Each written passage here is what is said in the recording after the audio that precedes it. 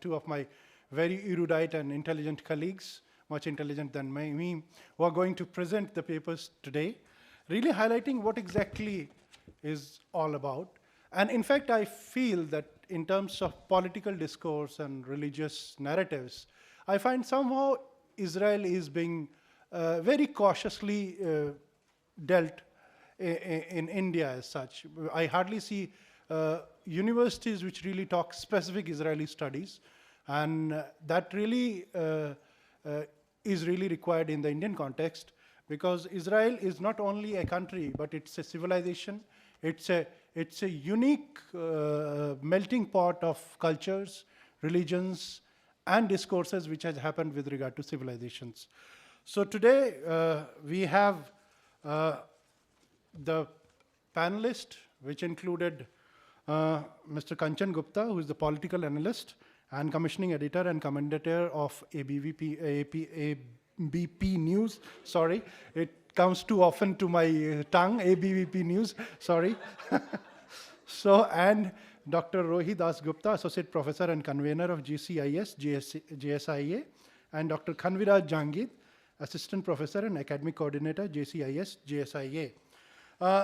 We start with, in fact, the mode of operations for this session is particularly interesting because we do have only 3 speakers. It is the privilege or the prerogative of the moderator to really allocate time. So I will be liberal in this regard.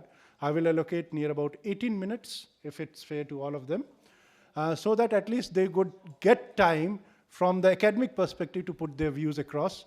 If I would have been in a policy setting, I would have allocated only 12 minutes, let me say that. So we start without much ado. I would really ask my first speaker, Dr. Rohi Das Gupta, to really talk about her paper, which is about Israel education and Jewish values, a pedagogical reflection. Over to you, Rohi. Thank you. Colleagues, friends, students who have come here and thus far enjoying your day. My paper is going to be a reflection of my journey in Israel education since I started the center. I would talk a little about certain models of, certain educational models that has come about from my experiences of teaching students Israel studies and underscoring Jewish values in predominantly non-Western classrooms. So, as we all know, Israel studies is a complex subfield of geopolitics, and of course it opens up a plethora of discourses on politics, culture, identity, society, interregionalism, all of it would, enough to, if I may even put it in a very candid way, salivates on anthropologists, and it triggers that intellectual zeal that is unending. Israel studies links itself with race, aspects of race, peoplehood, culture, identity, regional conflict, spatial coexistence, all of which are so very complex. When I first went to the Schusterman Center for Israel Studies Summer Institute, the first thing that Professor Trone told me was, there are 3 C's. There's a complexity, there's controversy, and there's complicity. And I said, I'm in for a long time. And, this makes area studies enriching, an enriching experience also to share with people who may not have been in Israel, and for the first time even trying to know the Middle East, or in our context, West Asia. So I want to talk a little about the Israel education as a field of practice. And, there's a word that is highly used and abused in Jewish studies, which is Jewish values. And everyone has an interpretation of what Jewish values are. They come with their own baggage. When I link Israel education and Jewish values, these are very important educational knowledge structures, and the taxonomy that sort of, I feel, emerged out of my experience here is it's something that I would like to share with you. So this is, in teaching, I teach a course on Israel which is entitled Politics of Coexistence, Israel and West Asia. And it covers various layered understandings of Israeli history, society, culture, and of course, something that is my passion, Jewish identity. I'd like to talk to you about the different models that I've seen as emerging out of the teaching learning that I have gathered over the years. The first one, and I would mention the models first to you. One is the classical Zionist model, one is the Israel engagement model, one is the Jewish peoplehood model, one is the romantic oblique realist model, and a comparative model. What are these models that I'm talking about? They are different ways of how students have, of how class discussions and how students have, fed back to the course through their class discussions, through presentations, through their understanding of Israel, and some even after the course, I'm happy to say, gone to spend a semester or even a year in Israel, and some of them are still there as we speak. So the classical Zionist model is is an interesting discourse when you obviously talk about, before you do an Israel course, everyone has an opinion of Israel, yeah, and everyone has their own interpretation of what the conflict, outcome of the conflict should be, what Zionism is. But then when you know the history, which is not 1948, but certainly, in the 1880s or even, talking about rights, minority rights, it opens a bag of Jewish identity and Jewish history. It opens a question about the problem of the Jewish question to the non-Western ears and understanding that they haven't understood. Or they haven't even come across earlier in their discourses. Out of the Zionist model, there are two dichotomies of galut, which is exile, and geulah, which is, it represents a solution to, let me just go on to say that there are two models, dichotomies. Galut, which is exile, it represents various features of Jewish life that are problematic, contested, unbearable. And Geulah is also representative of a solution to to the Galut, that is Jewish sovereignty, and return to the spiritual homeland. So for Indian students, exile is understood in a very different way. It's about partitions, borders, orders. And that parallel, when one places it with the Israeli context, there are some fascinating discussions that I've had with not only, students from either end of the borders who are third generation, who's shifted to India from Pakistan or East Pakistan.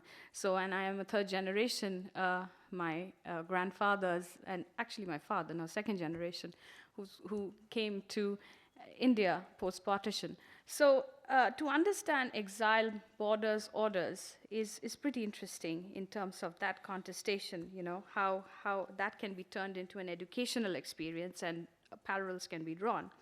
Another thing is how Hindu students would approach Israel studies. I'm not talking about the political Hindutva experience. No, I'm talking about how religiosity is looked at within religious Zionism context, and how Christian students in class, who come from a very different mindset to the course, talk about the totality and centrality of the meaning of Israel and in every aspect of Jewish life, past, present, and future, and how that may open up a theoretical or ideological position to them. So that Zionist model of interpretation from the students is pretty interesting, that they can come from religious questions, they can come with political, cultural questions, and all of them talk about their approaches to the ethical plausibility of Zionism's of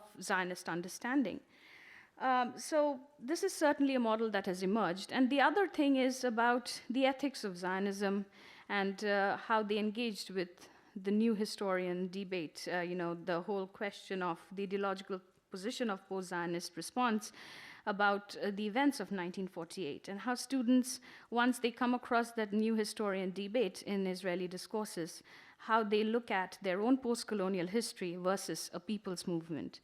Once students understand Zionism is not colonialism, but it is a people's movement. It is very contextual. It has history, it has contexts, it has things about Jewish life outside of Israel, and certainly later into Israel, of course. And it's also about national identity, self-determination, and the land of Israel, which, you know, every country has its history, and India too has its history of, you know, a colonial history, and also various contestations of ethnocentricities that India has, and students do recognize that. So that I can, these experiences are what I can club into the Zionist model of that pedagogical experience.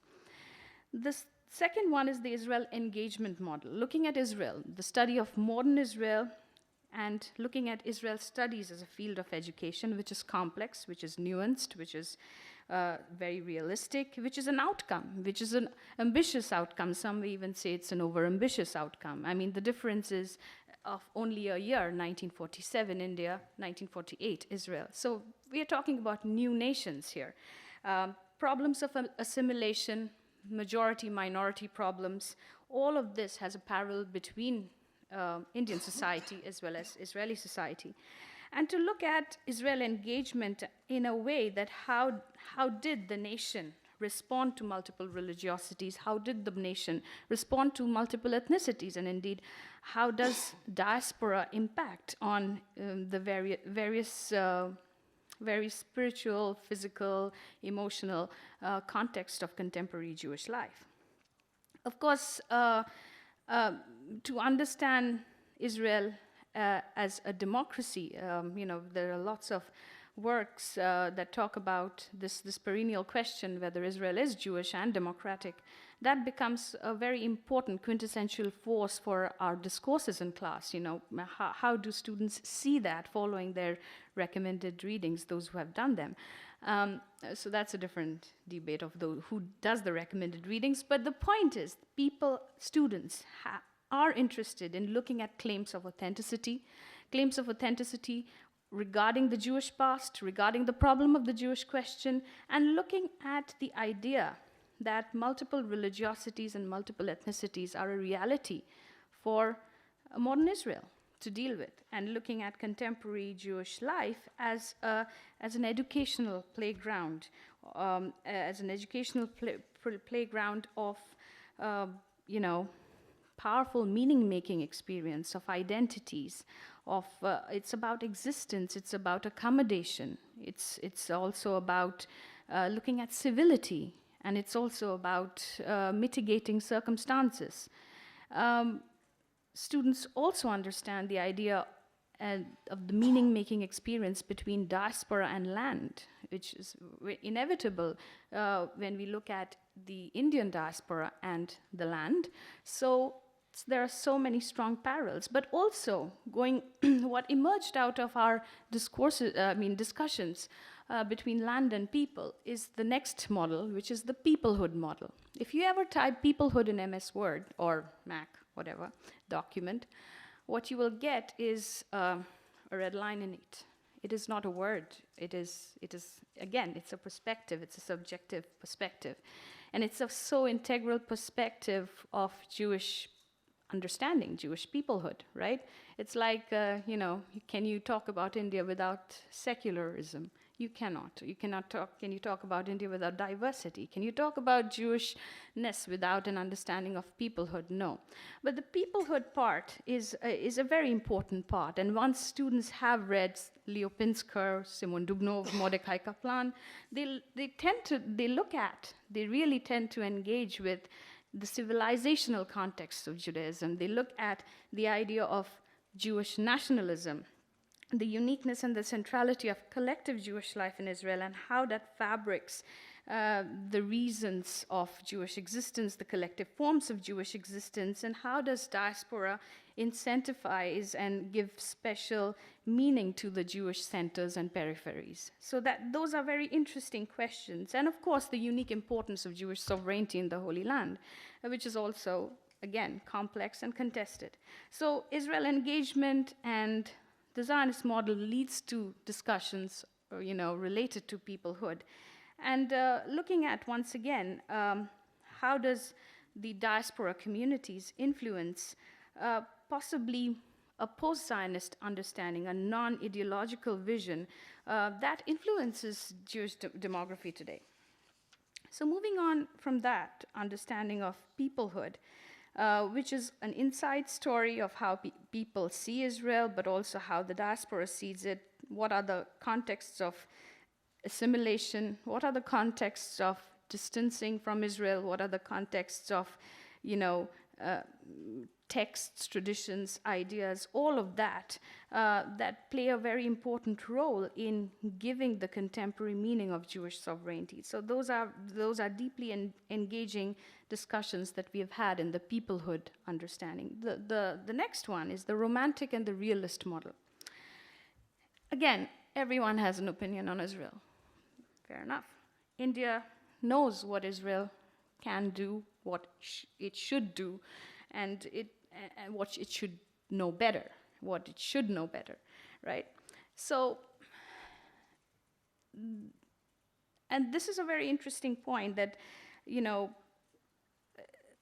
there are no winners in a situation when you look at it in a realist way. Someone is a good cop, someone is a bad cop. But to understand there are multiple narratives of nation building, of generational understanding, of spatial coexistence, of looking at political realities, and yet people are like you and me in that land, trying to go about their daily lives, facing housing problems, facing political problems, addressing, protesting, living their lives, and they are not avoiding it. And that's where you earn a respect. You earn a respect that, yes, it is controversial, there are imagined communities at stake as well. But that's where I also talk about the romantic model that comes in out of the discussion is, you can look at things that are deeply flawed, but which society isn't deeply flawed? Can we say that the Indian society isn't? Certainly not. When we are looking at Israel's meaning, Israel's purpose, and the tension between the ideal and the real, and also to some extent, to call for a better word, which is also frequently used in Israel studies, what is healthily balanced and what is contested? Where do you stand? What is ironic? What is sentimental with affiliation to land, people, culture, places of religious interest, all of which that affect and improve the quality of Jewish existence and improve relations, or even improve contestations between the Jewish majority and the minority. So critical engagement of Israel is what I was referring when I talked about the romantic and the realist model. So this is key to understand the sense that the key to maintaining a sense of ideological commitment to Israel have multiple narratives that has come out of ages, that has come out of movements, that has come out of party politics. And so all of that, but nonetheless, it is sincere. It is with that sincere aim of coexistence. The next model is the comparative model. As international relations scholars, we often do comparative studies of regions, of countries, and Israel's position in West Asia is something that the students have deeply engaged with. Israel in Asia in 21st century, Israel's approach to Asia in the 21st century is another very important discourse that is, dealt in class.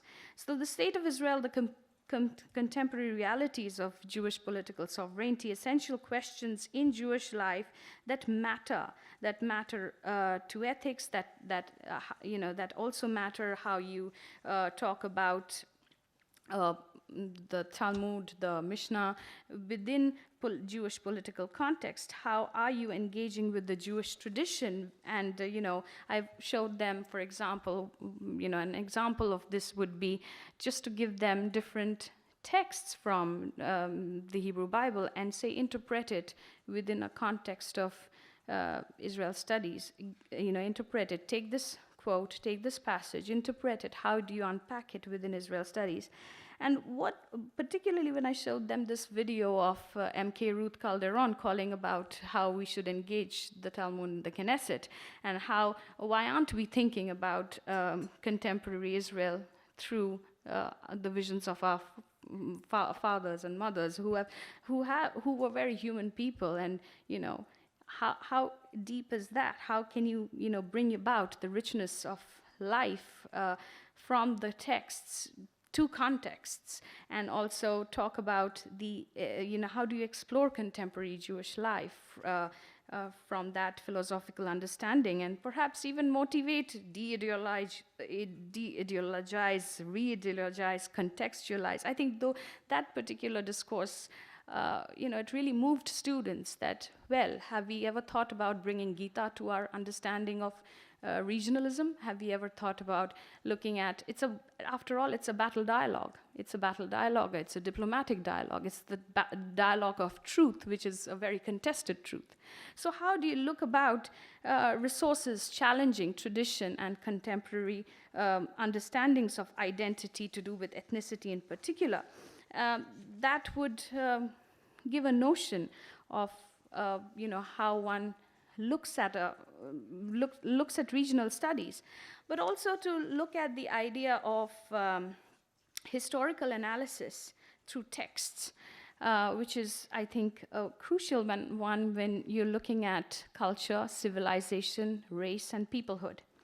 So I think these were the few elements that I wanted to flag. It's not typically a research paper or something that I have to say on Israel studies. I say that a lot, and some of the students here who have taken my course, they know that, what my standpoints are.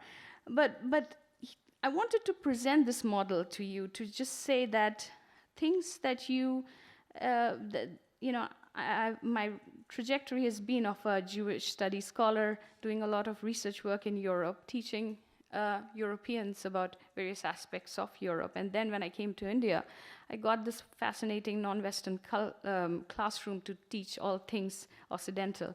And then when I opened up, Israel studies, it was really looking at how one shifts the balance between ideology and post-ideology. And also, I think at the end of the day, students agree that Israeli society is a work in progress, much like Indian society is a work in progress. It has various designs of philosophical questions, various realities, various outcomes. And I always tell students, pick and choose a side if you want, but listen to others, listen to the other side of the stories. It's very important to listen to the other.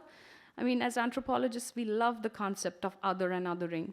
But when you listen well, you learn, and that is, I think, a good lesson from Israel studies is to learn different contexts and not resist. There is not much wisdom in resisting. Be open and learn, and I think, hopefully, that is the meaning of coexistence. I thank you for listening.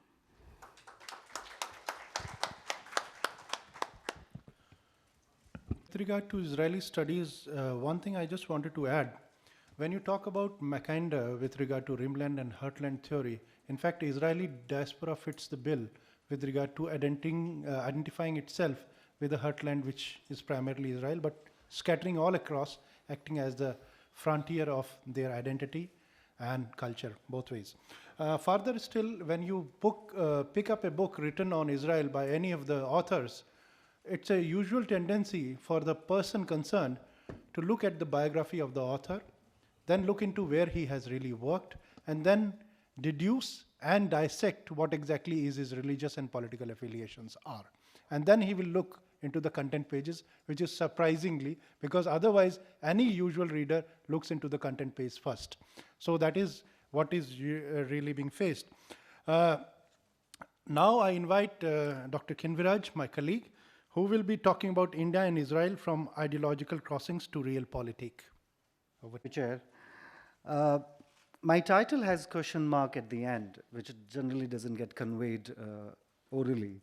India and Israel from ideological crossings to realpolitik. Is that the case? Some of the things that I will begin with have been already talked. They have been talked and illustrated in the inaugural session and in the first panel. So I will limit some of the examples, but I will still repeat some of them in order to reach to the argument that I have in this paper. In 1/4 of century, India and Israel have established a lot in their bilateral relations, and there are passionate conversations about how much more they can explore in their mutual ties. So there is a very impatient argument about things not being done yet as they could have been. One of the dominant arguments, which comes from realist perspective, is that India and Israel have a lot to offer each other in the areas such as defense, agriculture, trade, development, etc. Many things were shared in the morning session. Hence, Indian foreign policy towards Israel should be guided not by old ideology or ideologies, but by realpolitik, pragmatic and rational. In this paper, I ask, is this the driving force behind India-Israel growing relations? I attempt to answer this question not from the realist paradigm, which rules out roles of ideas and principles from diplomacy, but through the constructivist framework, which considers them significant. I argue here that it is not the shift from ideological crossings to realpolitik which drives the diplomatic ties between the two. Rather, it is a shift from Nehruvian ideology, a very controversial term, or often used term, and I'll explain later what do I understand this phrase for. So it's a shift, and it's an ongoing shift from Nehruvian ideology to religious nationalist ideology. Let me explain how. I'm opting first for the constructivist framework here, and it is important to tell why this framework is relevant. In short, constructivism in international relations theories takes into account the role of identity of nation-state and popular political values in understanding the foreign policy choices of any given state. According to the constructivist theory, nation-states are not only after security, survival, or prosperity. They act for ideas as well. Norms and values matter in making states behave in a particular manner. According to Alexander Wendt, the political theorist, the structures of human associations, and by that extension, the state associations, are determined primarily by shared ideas rather than material forces.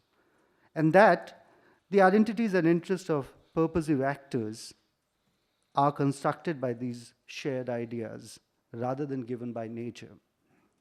What is striking to note in his writings is this: identities of nation-states are the basis of their national interests.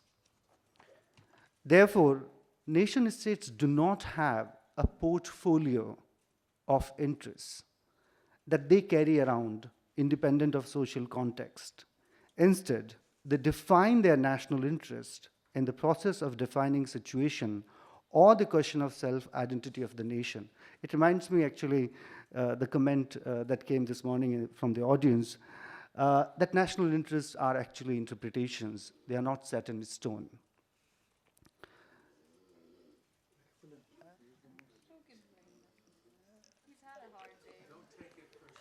I'm not taking it personally. I can't. We are partners today. I will sympathize with him. So let me share with you, it was actually a good thing. You really woke up. So till the next one comes, let me hurry. Role of shared ideas in the contemporary India-Israel relations. I'm going to take few examples, but I think there is a role of shared ideas between what's happening between India and Israel, the way what happened between India and Israel before 1992. A decade ago, and this is a good story to make you, I think, uh, take interest. It's an anecdotal part. A decade ago, in the spring of 2005, the debates in Israeli domestic politics over late Prime Minister Ariel Sharon's plan to disengage unilaterally from Gaza reached very feverish heights. The city of Jerusalem was largely painted in orange, the color of the opponents of the Gaza withdrawal. It was a very, very provocative incident in the Israeli domestic politics. In May of that same year, a delegation of members of Indian Parliament from BJP, Bharatiya Janata Party, then the leading opposition party in India, visited the Knesset, the Israeli parliament. According to local media reports, the Indian delegates were wearing scarves of their party's color, the orange, the saffron orange. That resulted in an embarrassing diplomatic incident since the Knesset security guards had been instructed not to allow any anti-disengagement propaganda in parliament, and therefore they barred the distinguished delegates from entering the Knesset. It was later reported that the Knesset speaker called the Indian ambassador in Israel to apologize officially. Local media quipped about it, twisting a popular slogan of the time in Israel, Yahudi lo megaresh Yahudi, a Jew does not expel a Jew, into Yahudi lo magaresh Hodi, a Jew does not expel an Indian. Now, in the issue of Israel affairs, a recent edition on India-Israel Evolving Partnership, an article captured some of the nuances of what's happening between India and Israel till 2016. And it's interesting. This is a realist perspective on the matter, and I wish to read part and then get to my argument.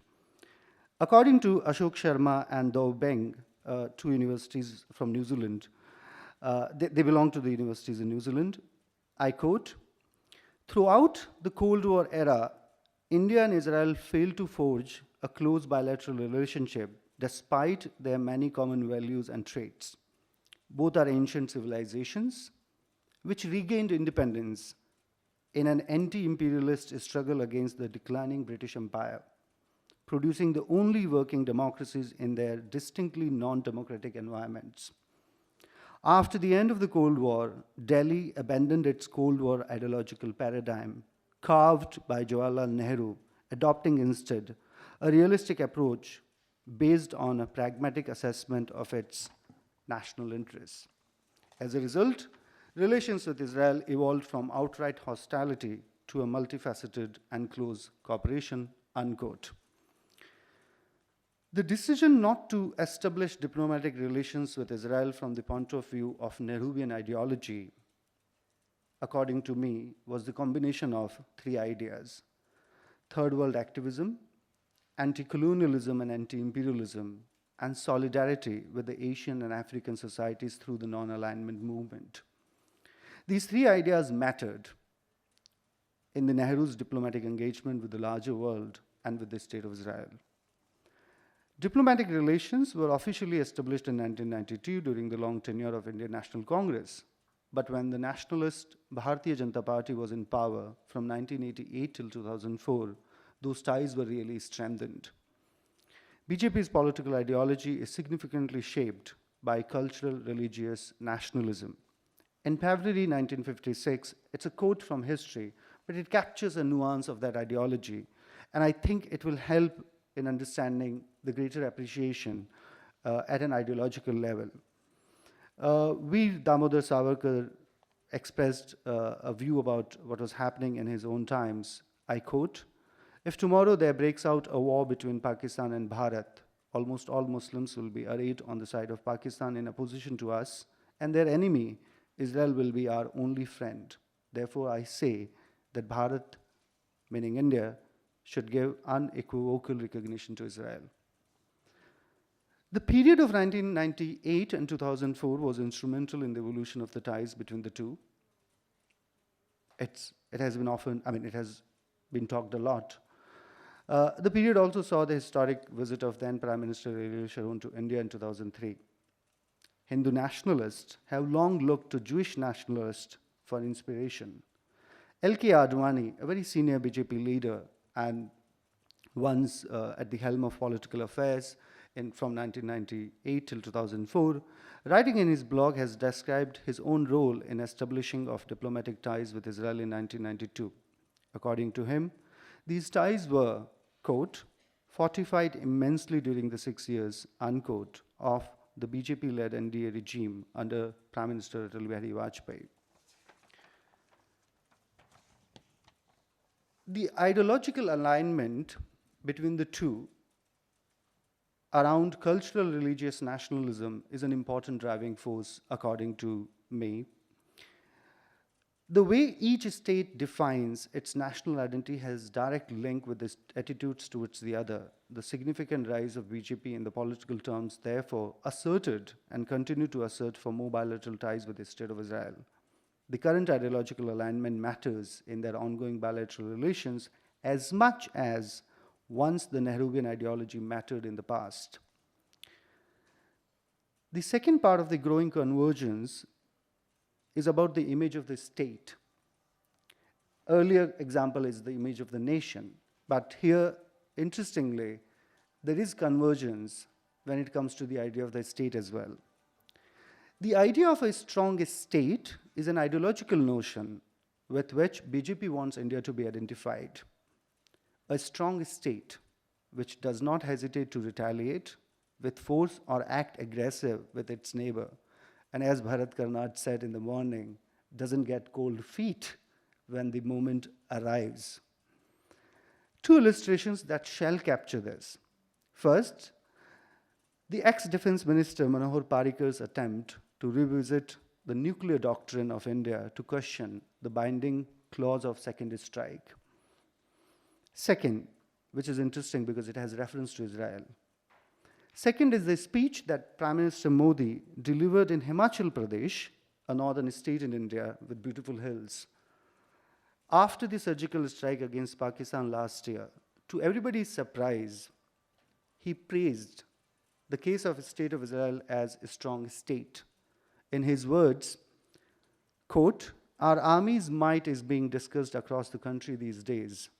We used to hear earlier that Israel has done this, a kind of aggressive retaliatory surgical strike. The nation has seen that Indian army is no less than anybody," unquote. I find that PM's faint reference is indicator of the tendency to emulate the strong image that the State of Israel is known for. Also important to note that he was talking to rural audience where there is lack of knowledge of the complex society or the complex history of the State of Israel. Yet, his speech made the case for Israel as a strong state that shall be embraced by the Indian state. Often in classroom conversations, and this is interesting, in my last 3 years teaching experience, generally students who opt to study my elective Introduction to Israel-Palestine Conflict, and I asked the first day, why do you want to study anything about this subject? Why not law or fancy subject? I said, no, Israel is such a powerful thing. It's fascinating. And I have always wondered, where does it come from? It certainly comes from popular media, poor, very biased or propagandist narrative about the State of Israel. But there is a build-up of the image without the knowledge of the complexity and the nature of the society there. And this inevitable answer that I receive semester after semester is, Israel is such a, came to power in India and Israel, and according to him, the great leader of Zionist movement, Ben Gurion, was a modern-minded person in terms of his political imagination of the state, and he led a secular movement with the struggles with the religious elements into the same fold. And so is the case, according to Michael Walzer, with Nehru, who also led the national movement, or who was part of the national movement. Gandhi is supposed to be the modern, more known face of the national movement. But Nehru certainly had a very modern concept of the nation state in a secular fashion of the things. And according to Michael Walzer, they were alike.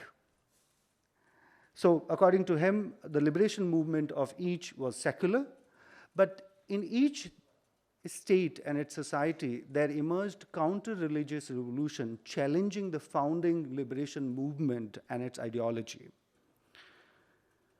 They were replaced by religious reactionary movements opposed to secularism. In his analysis, Israel and India went through parallel paths at roughly the same time and appear to be reaching the same outcome.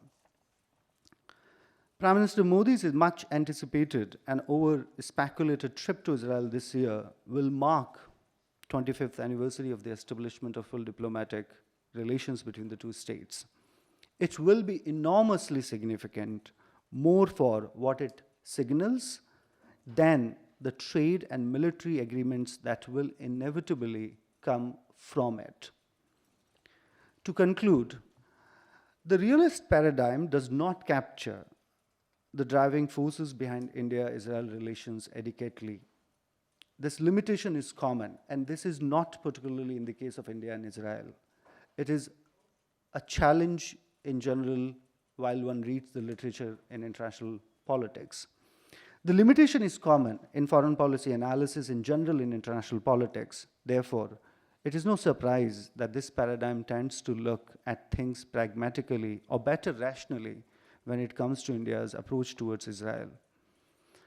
It does not fail, and this is the contradiction of the literature, that all realist literatures will highlight how Nehruvian ideology wasted time, but now there is no ideology involved and it's good business. It does not fail to identify the role of Nehruvian ideology in the past, yet paints the current phase or appeals the current phase of the relations to go beyond ideologies. I want to propose at the end that there is a significant role of ideology in the current phase of India-Israel relations, and there is an ongoing shift from Nehruvian ideology to cultural, religious, nationalist ideology. I think this convergence plays a crucial role in driving the relationship and also deciding the fate of this relationship in the long run. Thank you very much. Let me point out three basic things which have really came across. You know, when the narrative with regard to Israel is there, it's mostly colored. But let me remind you, when Singapore became independent in 1965, detaching itself from Malaysia, the first country it sought its training and building of its armed forces was Israel. And the concept of poisonous shrimp that is still embedded in the Singapore's defense attitude draws basically to protect the nation states from any untoward happenings. Kinviraj raised a point with regard to constructivist. There is a very interesting anecdote which goes around in and around the region of Asia Pacific. One of the constructivists foremost was Amitabha Acharya, who was there in Singapore, and he used to talk about the norms, values, and all those things. At that point of time, China was not as assertive as it is today. Amitabha Acharya left the shores of Singapore, went to Canada, and thereafter to US. Now, most of the academics are saying that bring the constructivist back so that we have a much more stability and peace in the region. And the third issue, that when we talk about strategic partnership, we have strategic partnership with Iran, we have strategic partnership even with Saudi Arabia and Oman. In this whole context, I believe Israel qualifies very much as a most important strategic partner for India. Maybe this time when PM Modi visits, we should really support that Israel should be identified as a strategic partner because the strategic cooperation between the two countries is growing by leaps and bounds. That's all. And I would ask Mr. Kanchan Gupta to give his perspective about the political approach with regard to India-Israel. It's very intimidating for somebody like me to be in the company of such bright scholastic minds, and they come up with such heavy duty explanations for stuff that one sees in daily life. So I'm not going to go into. I will not really touch on stuff that is purely academic or theoretical. I will just speak from lived experiences. Um, how many present here are students of the university? A show of hands, please. They are actually from JNU and Jindal and an institute, Indian Okay, Society for students, research scholars. Good. Uh, how many of you were born after 1991? Cool. Now, the reason I'm asking this is that the first passport that I ever got, the first page of the passport said valid for all countries except South Africa and Israel.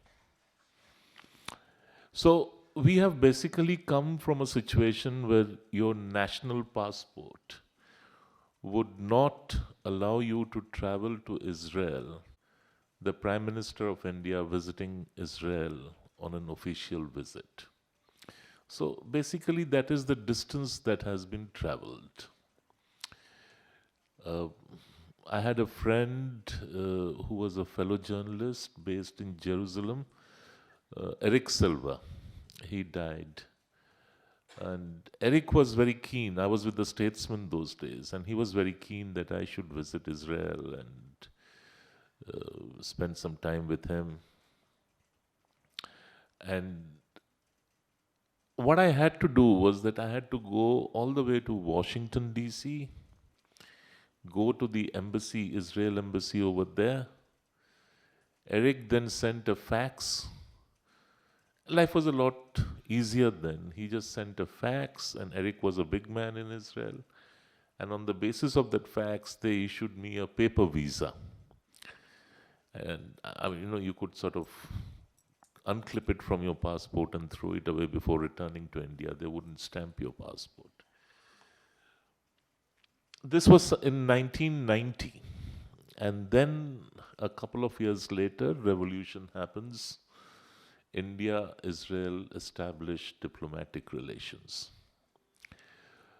Um, a whole lot of stories are told as to what prompted this breaking of the ice. Uh, a very simple explanation is that Prime Minister Narasimha Rao just wanted to break free of what my colleague described as Nehruvian ideology. Nehru as an idea is difficult to understand, so his ideology would be slightly more complicated to comprehend. So, why would he want to do it, and what happened? Even the Foreign Office was taken aback. One of the, and it's an apocryphal story. I mean, if you ask me for evidence, I can't provide it. But it is what is known is that Yasser Arafat was transiting through New Delhi. He was touching down at Delhi airport and then taking off again for another destination. And suddenly, Narasimha Rao gets a message from Delhi airport that Arafat wants to meet you. And Arafat Narasimha Rao was not very keen on meeting people after sunset. For him, matters of state ended with the sun going down. And but he agreed, and Arafat drove down to Racecourse Road. Apparently, Arafat pleaded with Narasimha Rao that India must establish diplomatic relations with Israel, because unless you have some sort of a relationship, you will not have a stake, a legitimate stake in pushing the envelope for me.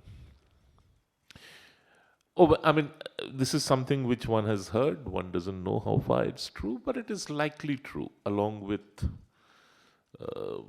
maybe similar suggestions from others. The reason I am mentioning this is that the suddenness of opening up to Israel landed us in a situation where we had a brand new, spanking new relationship, bilateral relationship on our hands, but we did not have a new policy. So it was essentially a strange situation where your policy remained the same, and you had an additional relationship which you had to fit into the matrix of that old policy. But that old policy said that Israel is the whole idea of Israel is wretched. They are land stealers, land grabbers. The Jew is an outsider in Palestine. And India's primary concern lies in being with the Arabs. So, therefore, the whole question of even, uh, although we sort of recognized the state of Israel, but we never recognized the aspirations of the state of Israel.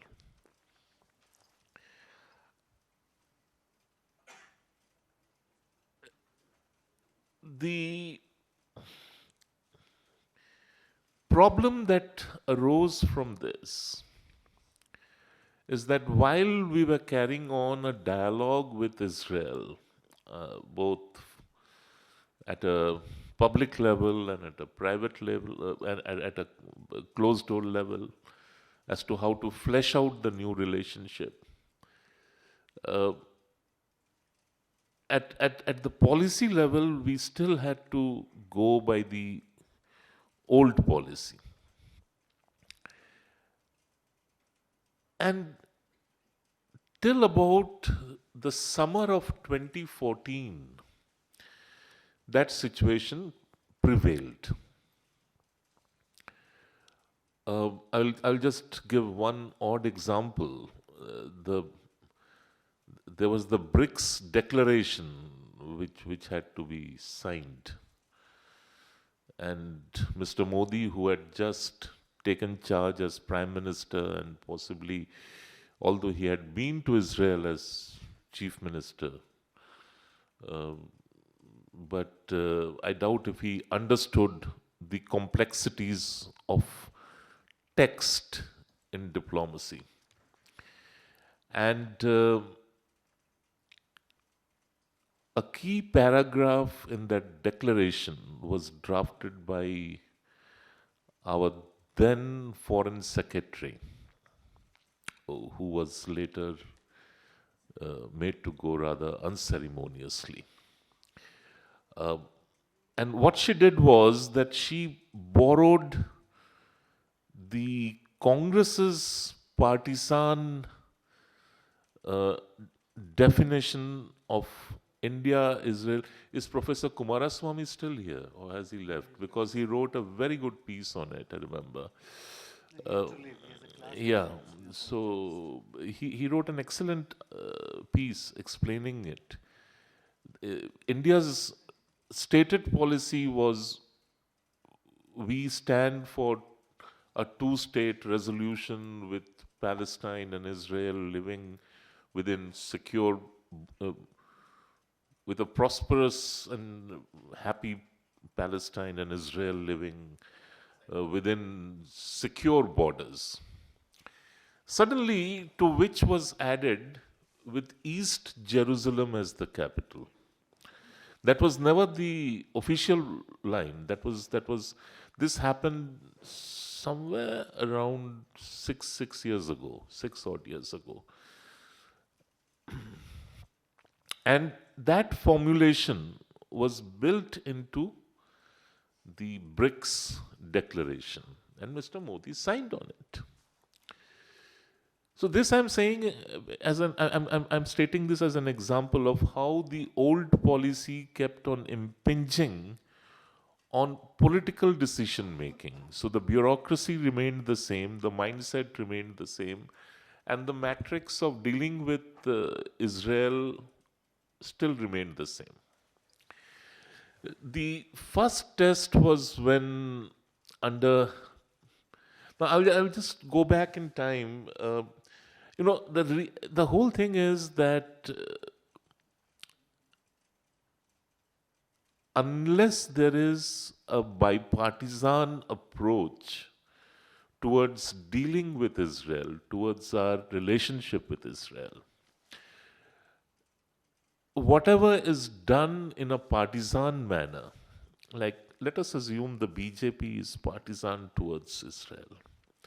So whatever happens during the NDS period would stand undone if a non-BJP government comes to power. So the idea is to build up or create some sort of a broad-based bipartisan approach and consensus.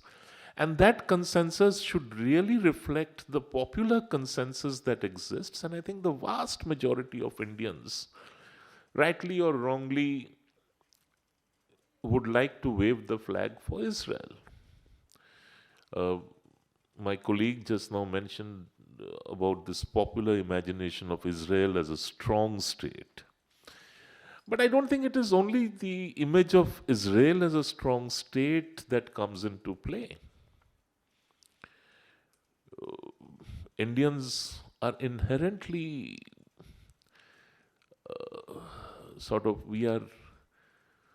we are wedded to the idea of democracy.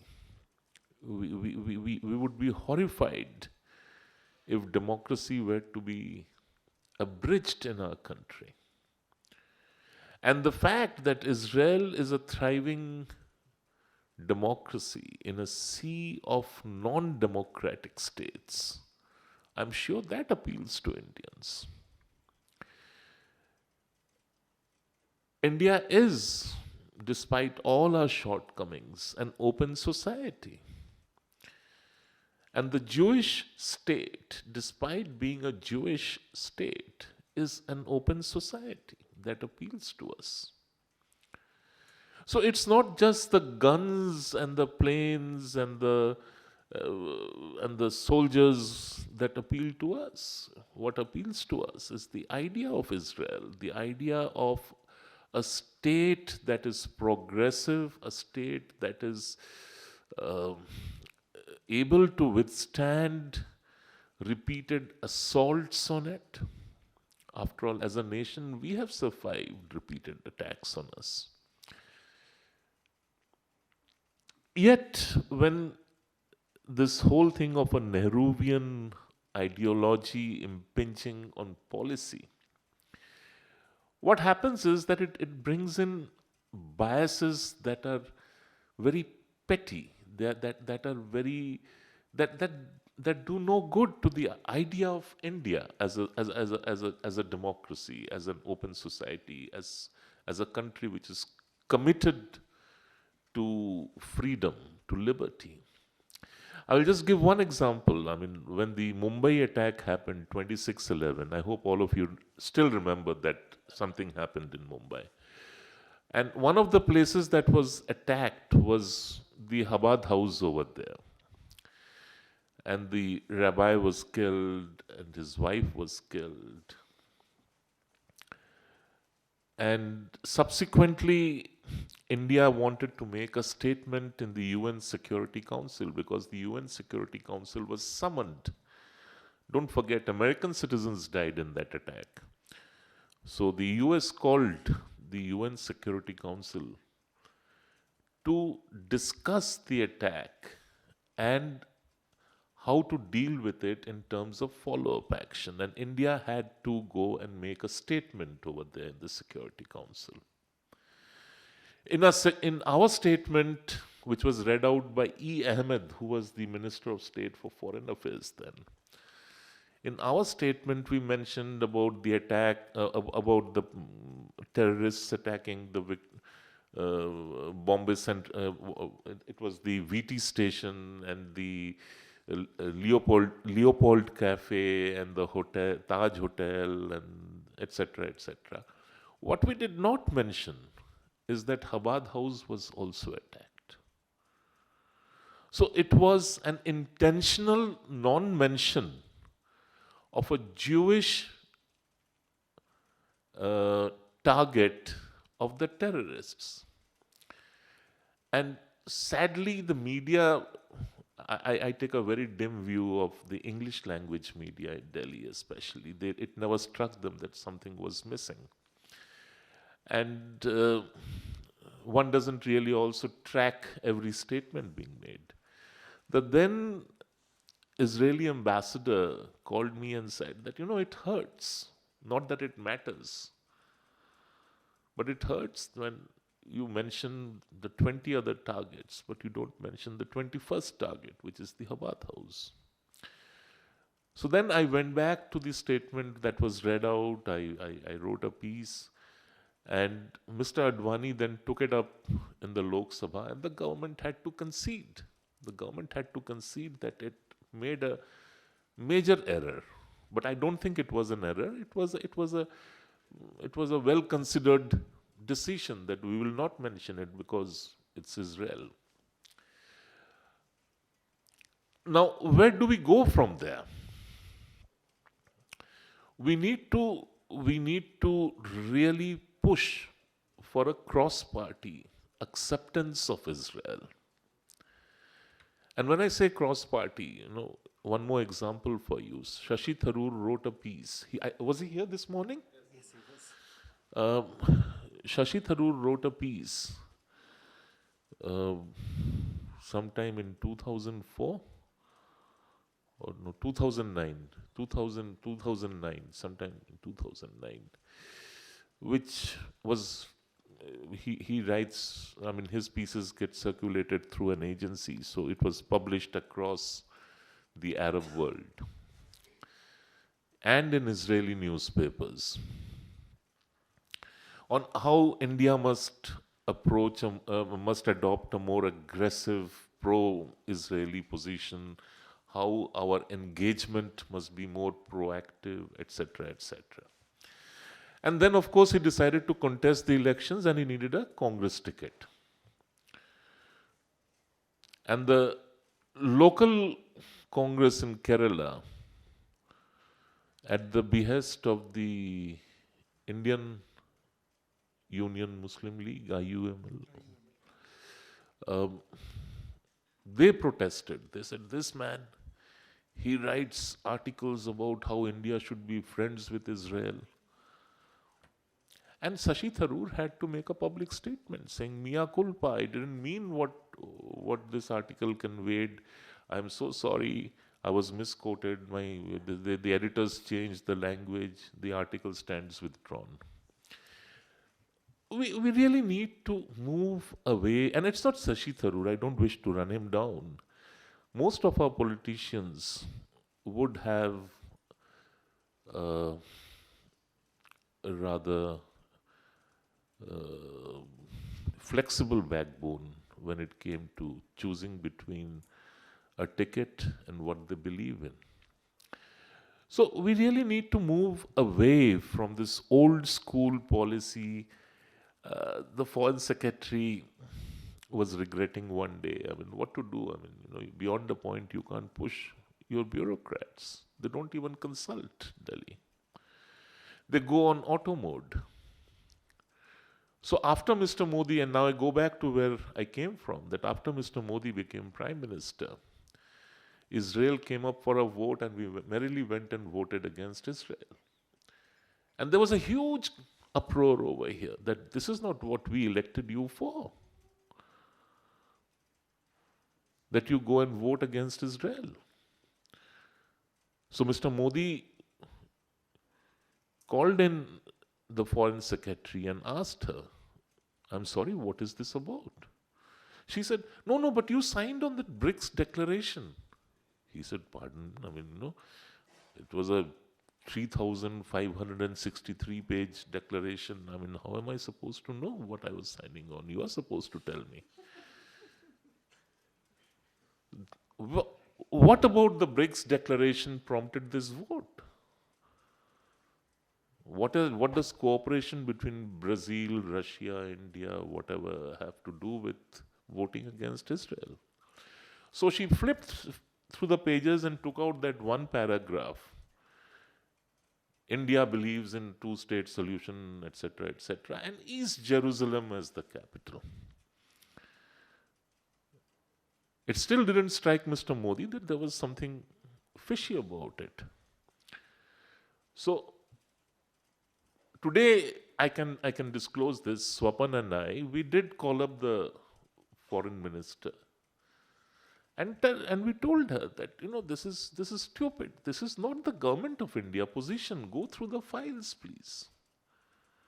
A meeting was called by the Prime Minister.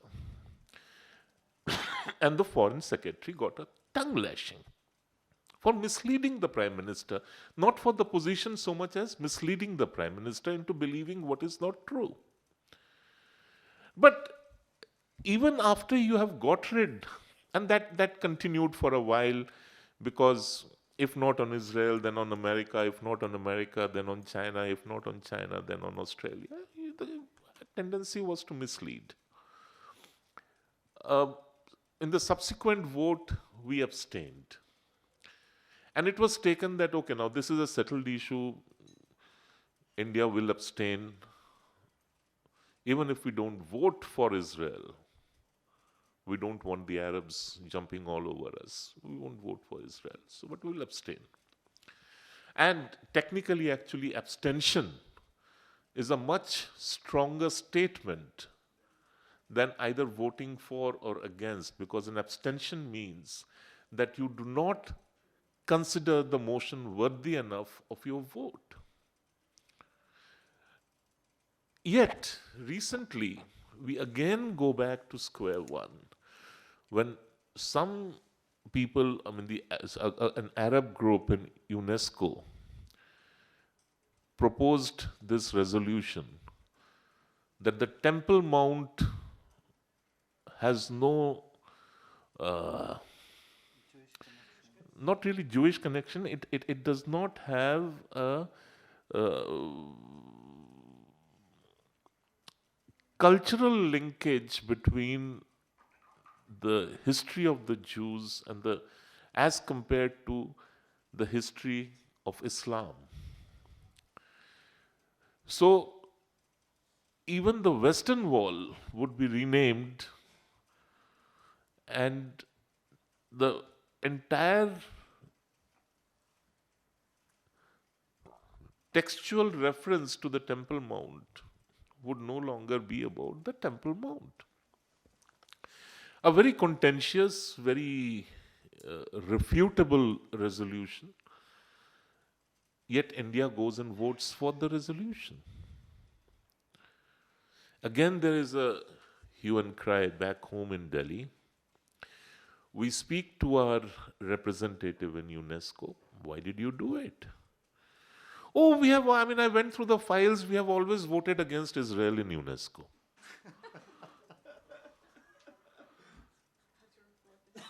No, but this is not always. There has been a disruption. So learn to live with it. And then when the resolution came up for a final vote, India abstained. But this on again, off again thing really doesn't work.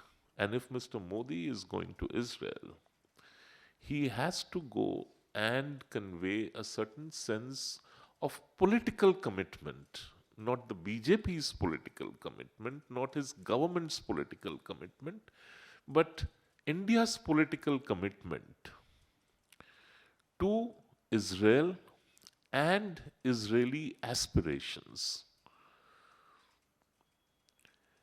which would necessarily mean that the time has come for India to dehyphenate India's Israel policy from India's larger policy for Middle East and India's bilateral relations with either the Arab countries or with Israel, or with Iran or with the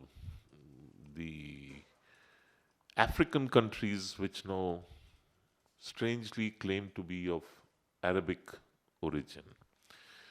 So this has to be done, and it has to be done with great amount of clarity. It will require a great amount of determination. And frankly, it's not only for. Recently, the Ministry of Defense released a list of countries with which the government of India has signed defense purchase agreements in the last 3 years. So, with the US, we have signed the largest number of agreements. I think it's 18, followed by 15 each with Russia and Israel. Now, this number 15 is very misleading because it does not give you the value of the agreement. I mean, you could have 15 and yet the total value of the agreement could be 15 plus 18. So, but it's not really only about guns and defense technology. It's about technology per se. For instance, India's future wars will not be over territory. That's a settled issue. We are not going to fight over territory. We are going to fight for water. Already the signals of it are there. I mean, the Indus Water Treaty, the Brahmaputra, China, and how to deal with it. Water is the big thing happening. Unfortunately, in our country, that does not strike a chord. And we have a water minister who doesn't even know possibly how to spell water. So, I'm sorry to say this, but that's a fact. So there is no appreciation of the problem that is building up. But if there is any sense of appreciation, we should be looking at Israel for water technology. We need to acquire that technology. We need to harness the expertise, learn. Two, Israel has a large number of patents which are FDA cleared in America. Okay.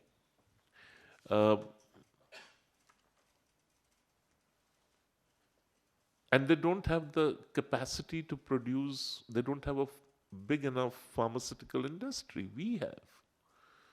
So, a free trade agreement would enable, it would be mutually beneficial for us, our pharmaceutical industry, and Israel.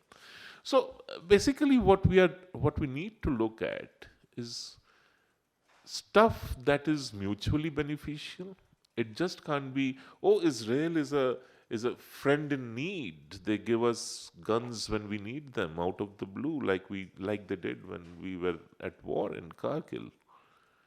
But we need to ask, are we friends in deed? That are our deeds equally friendly? And unless that balance is struck, we'll still be trapped in celebrating 25 years of India-Israel relations against the backdrop of a policy that really is totally irrelevant today, not the least because Nehru's ideological Middle East doesn't exist anymore. So in a post-Westphalian Middle East, we need to relocate Indian interests, and the best place to relocate them would be Israel. Thank you very much. Thank you very much. The panelists have given the presentations. I would now ask the audience to kindly raise questions, please. Now, especially to my panelists, Mr. Kanchan Gupta, the two Professor Kenviraj and Rohi. And in academic discourse, it is said, usually said, that either you can have the cake or eat it too. In the academic discourse, we can have the cake and eat it too also. Thank you very much.